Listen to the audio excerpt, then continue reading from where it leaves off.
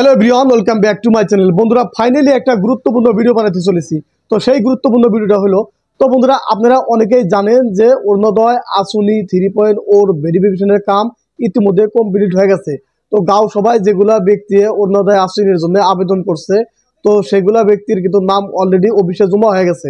তো বন্ধুরা, অরুণোদয় আসনির জন্য যেটা কার্যকরী কুমুরি মানে পঞ্চায়েতে বাছনি করে দিছিল, তো সেই কুমুরি কিন্তু সিলেকশন করছে যে অরুণোদয় আসনি কোন কোন ব্যক্তি পাবো, তো তার যোগ্যতা কি থাকতে লাগবো। তো বন্ধুরা, কার্যকরী কুমুরিয়ে অলরেডি সিলেকশন করে পাঠিয়ে দিছে তাদের নাম লেখে রেশন কার্ড নাম্বার দিয়ে। তো নাম লেখে রেশন কার্ড নাম্বার দিয়ে তাদের নাম কিন্তু অলরেডি মানে ফর্মের মধ্যে ফিল আপ করে কিন্তু জমা করে দিছে। এক্সেল ফাইলে হোক বা মাইক্রোসফট ওয়ার্ডের PDF ফাইলে হোক, লেখে কিন্তু অলরেডি অফিসে জমা করে দিছে। তো বন্ধুরা, অফিস থেকে কিন্তু তাদের নামে ফর্ম আসবো, তো সেই ফর্মটা ফিল আপ করে কিন্তু তাদেরকে আবেদন করতে লাগবো। নতুন করে কিন্তু ডকুমেন্টস তাদের জমা দিতে লাগবো। জমা দেওয়ার পরে তাদের অরুণোদয় আসনির অ্যাকাউন্টে টাকা ঢুকবো। তো বন্ধুরা, আপনারা অনেকেই জানেন যে গাঁও সভার মিটিংয়ে অনেকগুলা ব্যক্তি যেমন আছে বিধবা, ল্যাংরা, ডিসেবিলিটি, তারপরে যাদের বিয়া হয় নাই 45 বছর বয়স হচ্ছে তাদের নাম, তো হয়তো অনাথ আশ্রমে যারা থাকে, বৃদ্ধাশ্রমে যারা থাকে, পিতৃমাতৃর বৃদ্ধাশ্রমে থাকা সেই ব্যক্তিগুলো কিন্তু আবেদন করতে পারছে। তারা কিন্তু আবেদন ইতিমধ্যে করছে। তো বন্ধুরা, অরুণোদয় আসনি 3.0 জন্য কার্যকরী কুমুরিয়ে সিলেকশন করছে ব্যক্তির নাম। তো সেই ব্যক্তিগুলা মানে হয়তো কেউ বিধবা আছে, কেউ অন্ধ আছে, কেউ ডিসেবিলিটি আছে, হয়তো 45 বছর বয়স হচ্ছে, বিয়া শাদী হয় নাই, হয়তো ডিভোর্সি মহিলা আছে, তাদের কিন্তু একটা টিক মার্ক দেওয়া লাগছে। তো টিক মার্ক দিলে হলে সরকারে বুঝবো যে এটা ডিভোর্সি, হয়তো এটা অন্ধ, এটা কানা, এটা বোবা, হয়তো এটা ডিসেবিলিটি, হয়তো এটা স্বামী নাই, ডিভোর্সি। তো কি টিক মার্ক দিল, তো কিভাবে সরকারে বুঝবো যেটা হয়তো ডিভোর্সি মহিলা বা বিধবা মহিলা, তো সরকারে কিভাবে জানবো। তো কি ফর্ম ফিল আপ করলো কার্যকরী কমিটিয়ে, সম্পূর্ণ আপডেট আমি আপনাদেরকে দিয়ে আসি। তো বন্ধুরা, স্কিপ না করে ভিডিওটা ফুল দেখতে থাকুন। তো বন্ধুরা, আপনারা ইতিমধ্যে যে ফরম্যাটটা দেখতে পাচ্ছেন, এটা কিন্তু হচ্ছে অরুণোদয় আসনি 3.0। তো সিলেকশন কুমুরিয়ে কিন্তু এই ফরম্যাটটা ফিল আপ করে কিন্তু ভেরিফাই করছে। তো বন্ধুরা, এটা হচ্ছে অ্যানাক্সার 1 ফর্ম, আরেকটা আছে অ্যানাক্সার 2। তো বন্ধুরা, এই ফর্মের ভিতরে কিন্তু অনেক কিছু মানে ডিটেলস লিখতে লাগছে, যেমন লিখতে লাগছে নাম, তারপর রেশন কার্ড নাম্বার, তারপরে রিমার্ক অর্থাৎ উপাধি। তো যে ব্যক্তির নামে আপনারা হয়তো সিলেকশন করছেন, তো সেই ব্যক্তির নাম কিন্তু এখানে রিমার্ক দেওয়া লাগছে। হয়তো বিধবা, ল্যাংরা, ডিসেবিলিটি, অন্ধকানা, বোবা, তো তাদের কিন্তু একটা মার্ক দেওয়া লাগছে। তো বন্ধুরা, ফরম্যাটটা আমি আপনাদেরকে এখন বলে দিয়ে আছি। অরুণোদয় আসনি 3.0 format for draft beneficiary list postpaid for inclusion in the scheme by polling station area committee. তো বন্ধুরা, আপনাদের যেটা ভোট কেন্দ্র আছে, তো সেই ভোট কেন্দ্র থেকে কিন্তু আপনাদেরকে বাছনি করা হয়েছে। তো সেই ভোট কেন্দ্র থেকে কিন্তু 3 জন করে ব্যক্তি কিন্তু বাছনি করছে সরকারে। তো সেই ব্যক্তিরাই কিন্তু বাছনি করে অরুণোদয় আসনি হিতাধিকারী বাছনি করছে। তো বন্ধুরা, এখানে রয়েছে ডিস্ট্রিক্ট, LC, ব্লক, গাঁও panchayat, polling station, target area. তারপরে টার্গেট এরিয়া মানে কতটা মানে অরুণোদয় আসনির হিতাধিকারী সরকারে দিব, তো একটা পোলিং স্টেশনে।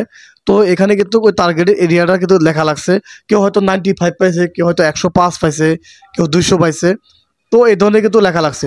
তারপরে বন্ধুরা, নিচে রয়েছে দেখেন SL number, serial number, name of prospective beneficiary, তারপর রয়েছে রেশন কার্ড, তারপর রিমার্ক। তো বন্ধুরা, 1 নম্বরে এখানে যদি আপনারা নাম দেন, একটা যে কোনো ধরনের একটা নাম লিখলেন, তারপরে রেশন কার্ড নাম্বার দিলেন, তো রিমার্ক। তো এই ব্যক্তিরা ধরেন বিধবা, তো বিধবা যদি হয়ে থাকে, তো বিধবার কিন্তু একটা রিমার্ক দেওয়া লাগবে।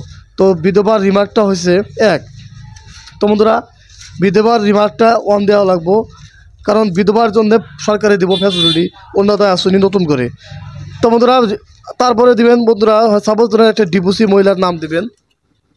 তো বন্ধুরা, ডিভোর্সি মহিলার ক্ষেত্রে তো কিন্তু 1 হবো। তারপরে বন্ধুরা, যদি কোনো হিজড়া মানুষ থাকে, হিজড়ার কিন্তু 2 হবো, রিমার্কের ভিতরে 2 হবো। তারপরে বন্ধুরা, হ্যান্ডিক্যাপ যদি হয়ে থাকে, হ্যান্ডিক্যাপের হবো 3।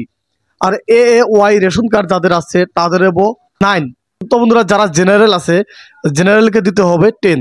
তো এইগুলা উপাধি কিন্তু তাদেরকে দেওয়া লাগবো, রিমার্ক কিন্তু দেওয়া লাগবো। তারপরে বন্ধুরা, নিচে দেখেন রয়েছে মেম্বার, নেম, সিগনেচার। তো বন্ধুরা, এখানে কিন্তু সিলেকশন কমিটির যে মেম্বারগুলো আছে, তো সেই মেম্বারগুলো কিন্তু এখানে তার নাম লিখবো আর তার সিগনেচার করবো। তো প্রত্যেকটা মেম্বারে কিন্তু সিগনেচার লাগবো। তো কোনো মেম্বারে যদি সিগনেচার না করে তাহলে কিন্তু এটা ভেরিফিকেশন হিসাবে কমপ্লিট করবো না সরকারে। তো বন্ধুরা প্রত্যেকটা মেম্বারে কিন্তু তো আপনাদের এরিয়া ভার্সেস যেটা মেম্বার আছে, যেমন আপনাদের পোলিং স্টেশনের যেটা এরিয়া আছে, তো সেই এরিয়া থেকে যে বাছনি করে যে মেম্বারগুলো সিলেকশন করছে, তো সেইগুলো মেম্বারের কিন্তু এখানে সিগনেচার লাগবে এই ফর্মের ভিতরে। তারপরে বন্ধুরা নিচে রয়েছে দেখেন গ্রাম পঞ্চায়েত সিকিউরিটি সিগনেচার। তো গ্রাম পঞ্চায়েতের যে সেক্রেটারি আছে, সেক্রেটারির কিন্তু সিগনেচার লাগবে। Signature of all the PS community member on arts of the page in draft beneficiary list is minority. তো বন্ধুরা প্রত্যেকটা মেম্বারের সেক্রেটারি কিন্তু এখানে সিগনেচার করতে লাগবো। তো বন্ধুরা তারপরে 2 নম্বর যেটা ফরম্যাট রয়েছে, তো আমি 2 নম্বর ফরম্যাটে কি কি আছে আমি আপনাদেরকে দেখাই দিয়ে আসি। তো বন্ধুরা 2 নম্বরের যেটা ফরম্যাট আছে, আমি 2 নম্বরের ফরম্যাট আপনাদের দেখাই দিয়ে আসি। তো এটা কিন্তু এক্সেলের ফরম্যাট। তো বন্ধুরা এখানে রয়েছে দেখেন polling station wise format for Arunodoy 3.0। তারপরে বন্ধুরা লিখছে এসএল নাম্বার অর্থাৎ সিরিয়াল নাম্বার। তারপরে বেনিফিশিয়ারি নেম, তো যার নামে আবেদন করবেন তো খবরের ভিতরে তার নাম লিখতে লাগবো। তারপরে গার্জিয়ান নাম, হয়তো গার্জিয়ান নাম স্বামী হতে পারে বা পিতা হতে পারে, তার নাম লিখতে লাগবো। তারপরে বন্ধুরা রয়েছে ভিলেজ, তো এখানে ভিলেজের নাম লেখা লাগবো যে আপনারা কোন ভিলেজ থেকে অ্যাপ্লিকেশন করতেছেন। তারপরে হাউস নাম্বার, আপনাদের হাউস নাম্বার লিখতে লাগবো। মেল ফিমেল লিখতে লাগবো, এজ লিখতে লাগবো, বয়স, আধার কার্ড নাম্বার, তারপরে বন্ধুরা ration card number, account number, অ্যাকাউন্টের আইএফসি কোড নাম্বার লিখতে লাগবো। নেম অফ ব্যাংক, কোন ব্যাংকের অ্যাকাউন্ট খুলছেন আপনারা, তো বন্ধুরা সেই ব্যাংকের অ্যাকাউন্ট নাম্বার কিন্তু দিতে লাগবো আর ব্যাংকের নাম কিন্তু লিখতে লাগবো।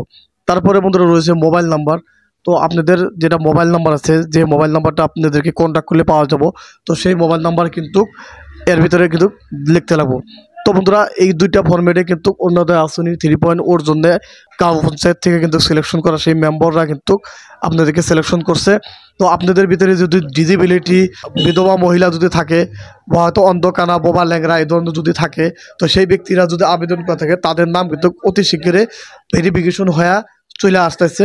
তো বন্ধুরা জেনারেল যেগুলা মানুষের অ্যাপ্লিকেশন করছে তাদের ভিতরে যদি গরিব শ্রেণী থাকে, গরিব মানুষই কিন্তু অরুণোদয় আসনির আবেদন করতে পারছে, আর সেই গরিব মানুষেরই কিন্তু অরুণোদয় আসনি মানে সিলেকশন হয়ে আসবো। তো বন্ধুরা এই হলো 2টা ফরম্যাট, এই 2টা ফরম্যাটই কিন্তু বাছনি করা, সেই গাঁও পঞ্চায়েতের থেকে বাছনি করা যেটা মেম্বার আছে তারা কিন্তু সিলেকশন করছে। আপনাদের যেটা বর্ডার এরিয়া আছে, পিয়াস যেটা আছে, সেই পিয়াসের এরিয়াতে সাপোজ আপনারা ধরেন 100টা অরুণোদয় আসনি পাইছেন, যদি 100টা জমা দেওয়া থাকেন তাহলে 100টাই কিন্তু হওয়ার সম্ভাবনা থাকবো। তো ধন্যবাদ ফ্রেন্ডস। তো বন্ধুরা অরুণোদয় আসনি 3 আবেদনের যেটা প্রক্রিয়া বর্তমান যেটা চলে আসছিল, যেটা ভেরিফিকেশন অলরেডি হয়ে গেছে, সেই সম্পর্কে আপডেটটা আমি আপনাদেরকে দিলাম। তো কিভাবে ফর্মটা কার্যকরী কমিটি ফিল আপ করছে, তো সেই আপডেটগুলো আপনাদেরকে আমি দিলাম। যদি ইনফরমেশনটা ভালো লাগে চ্যানেলটাকে সাবস্ক্রাইব করবেন, লাইক করবেন, শেয়ার করবেন। ধন্যবাদ ফ্রেন্ডস।